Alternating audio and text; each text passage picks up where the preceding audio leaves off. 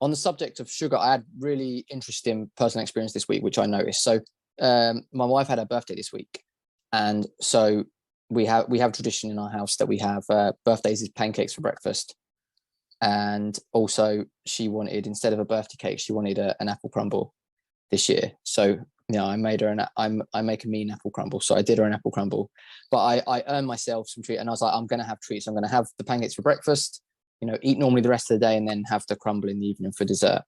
And so I noticed a couple of things. So the first thing I noticed was, in the morning, at the moment, my routine right now, I'm just doing this thing. I don't even, just I do press ups and squats every morning, just a certain amount. It's just the kind of exercise routine I'm doing at the moment. And I've done 3/4 of them before, while I was cooking the pancakes, and then mine were ready. So I ate mine and I finished my squats after I had one more set of squats. Every time I squatted afterwards, my knee hurt every time from after eating that sugar. And before, it didn't hurt. Any other days it didn't hurt, but just from eating that sugar, it hurt every time. Then also through the day, we went out I didn't work on her birthday. We went out, we went and played crazy golf with the kids and had fun. But I felt more stressed than normal. I used to, better now that I'm eating properly, but before, with work and business and lots on, when I get really stressed, I can kind of feel this tightness up the side of my face. And I haven't had that for a long time. And I had that in the afternoon, and no real reason for me to be stressed either. And then in the evening, when we got back and we had the crumble, which was delicious, but after having it, I couldn't stay awake past like 10. I was asleep by 10. And normally I'll be going to bed really late. I've got to try and get in a habit of going to bed earlier, like 11:30, 12. Maybe I'll be in bed. I couldn't stay awake past 10. And that was just the things I noticed from having sugar through the day. And that doesn't happen on any other days. So it just really...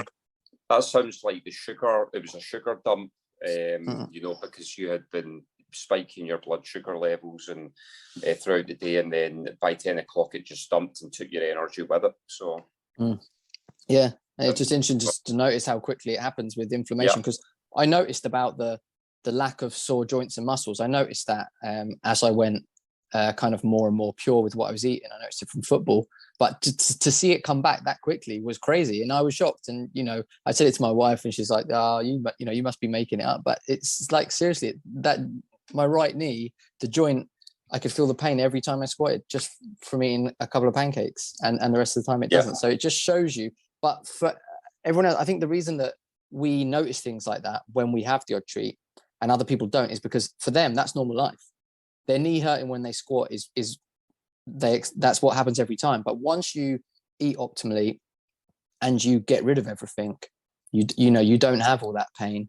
No. Then you notice it. But when you're feeling rubbish all the time, you feel like you don't notice any difference. You say, well, I eat that food, I don't feel any different. But that's because you were already feeling rubbish, and then you continued feeling rubbish. Whereas I'm feeling great, and then I eat a bit of that food, and suddenly I don't. Oh, that was the other thing. My gums hurt too all day. Because I used, like, my gums would bleed every time I brush my teeth before. Now they don't, they're fine. But if I eat something that's sugary, I don't really, my gums will hurt the rest of that day as well. It's another thing I notice. Yeah, that's interesting how you can, differentiate between, the various states from, partaking in healthy eating, the omitting sugar and carbs, or at least a huge the majority of it compared to what you used to have. So you're omitting a lot of that and introducing and going a period of time with high protein meat, high fat as well, very nutritious, and then you come off that one day and eat earlier than usual and break your fast with sugar, and then notice these things, which is similar to I think maybe about 6 weeks ago I had I think it was about 11 in the morning.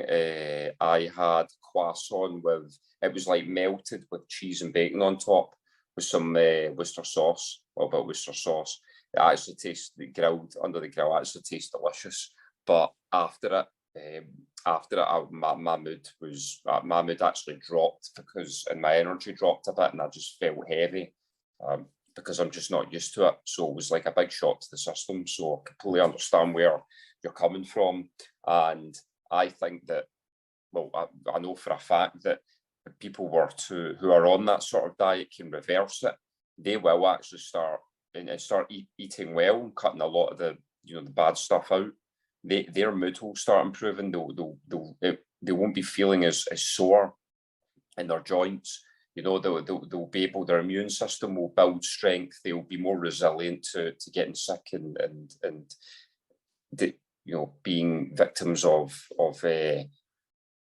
health issues. They'll just be a lot more resilient. They'll have a far stronger constitution. Then they'll notice that it's all linked to nutrition, and they don't need to go and ask for pills all the time and go to the hospital and all of that. I mean, I thought of this the other day. If even 40% of the adult population were just to not have their cereals and porridge in the morning and instead do 50 push-ups and go to work and don't eat for at least 4 hours after you've woken up, I think it would substantially improve even that alone, that change alone would go a long way to improving the general health of the populace.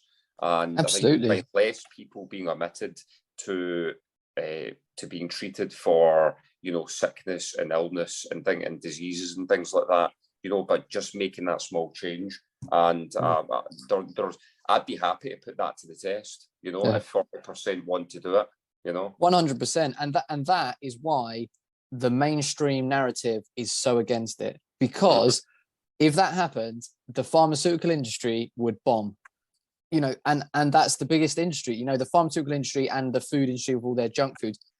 If, like you say, if a good amount decided to eat the way we're saying and to eat low carb and to not eat that rubbish, both industries would be in huge trouble, because there's no need for the health industry. No. People survive thousands and thousands of years with no health industry and no pills and no medicine. And people say, oh, well, people used to, die from this and that. Well, clearly they didn't, because, they clearly were healthy, because otherwise the human race would have died out.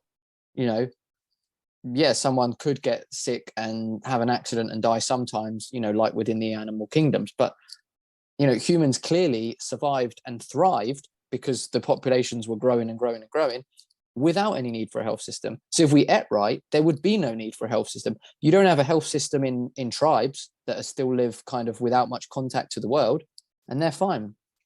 And so, it would destroy. That's why it's so badly pushed against us. And, the meat is bad is pushed, and plants are good.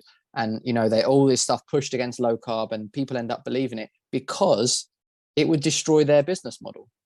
Yeah, 100%. And that's what it's all linked to. It's linked to big corporations, money, control over people.